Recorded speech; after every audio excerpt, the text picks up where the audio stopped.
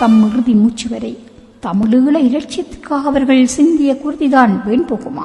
அந்த இறுக்கமான போரின் உள்ளே சிங்களத்தின் சேனைகளை சிதைக்க வீரர்கள் மனித குண்டுகளாக எதிரிகளின் உள்ளே வெடித்து சிதறிய அளப்பரிய தியாகங்களைத்தான் எண்ணி பார்க்க முடியுமா?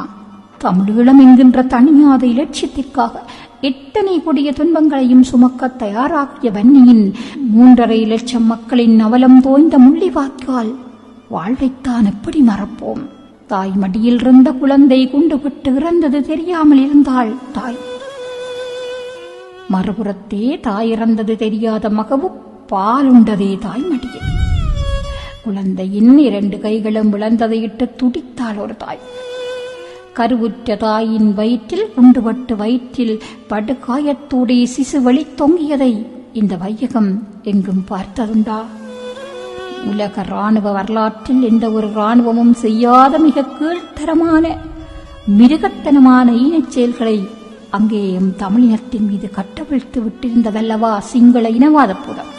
மனித மொழிகளில் சொல்லக்கூடிய இன்னும் எத்தனை கொடுமைகள் உள்ளதோ அத்தனை கொடுமைகளுக்கு அந்த முள்ளிவாய்க்கால் மண்ணே சாட்சி. அந்த முள்ளிவாய்க்கால் மண்ணிலே நடந்தேறியது கொடுமைகள். முள்ளிவாய்க்கால் மண்ணில் தமிழீழத்தின் இராணுவ பலம் உடைக்கப்பட்டு தமிழீழ அரசு தற்காலிகமாக வீழ்த்தப்பட்டது. முள்ளிவாய்க்கால் தமிழீழ இலட்சியத்தின் முடிவல்ல, அது தமிழீழத்தின் கருத்தரிப்பு. சிங்களம் முள்ளிவாய்க்காலில் முடிவுரை எழுதியதாக எக்காலமிடலாம். அது எம்மின எழுச்சியின் ஆரம்பம். சர்வாதிகாரம் நீண்ட நாள் நின்று பிடிப்பதில்லை என்பது உலக வரலாறு.